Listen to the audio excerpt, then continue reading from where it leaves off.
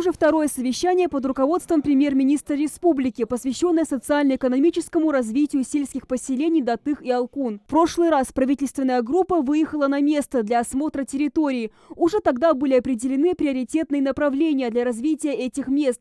Одно из главных – вернуть жителей в село Датых, которые покинули его в неспокойные годы. Изначально здесь насчитывалось более 300 домов, осталось 18. В первую очередь Зелимхан Евлоев поручил ответственным лицам решить проблему некачественных дорог. Они находились в плачевном состоянии. На сегодняшний день этот вопрос полностью решен. По моей информации, работа проведена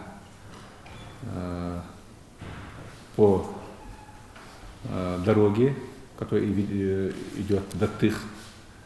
Значит, полностью заасфальтирован участок дороги в Верхнем Алкуне. Премьер-министр отметил, что ведется активная работа по составлению списков бывших жителей села, готовых вернуться. По его словам, необходимо проводить работу с людьми, непосредственно проживавших на данной территории, а не просто юридически зарегистрированных в сельском поселении. Ну а далее Кабинет министров внесли свои предложения по созданию комфортных условий для проживания в сельских поселениях Алкун и Датых. Развитие на территории муниципального образования историко-туристических маршрутов, организация санаторно-курортного лечения, развитие туристического бизнеса и возрождение и развитие сельскохозяйственного пункта Датых народно-художественных промыслов и ремесел.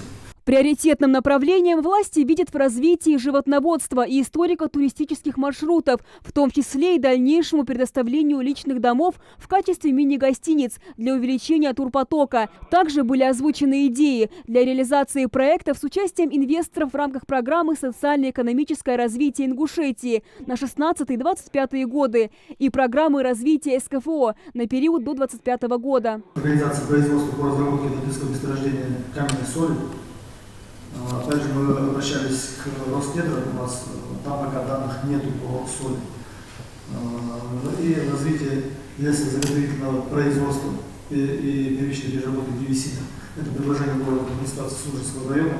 Они сами готовы предоставить площадь земельного участка порядка 1 гектара, где можно организовать. На совещании также были озвучены вопросы, связанные с улучшением газа и водоснабжения в селах. Все озвученные предложения будут далее дорабатываться Кабинетом министров. Амина Бокова, Асхаб Белакиев, Новости 24.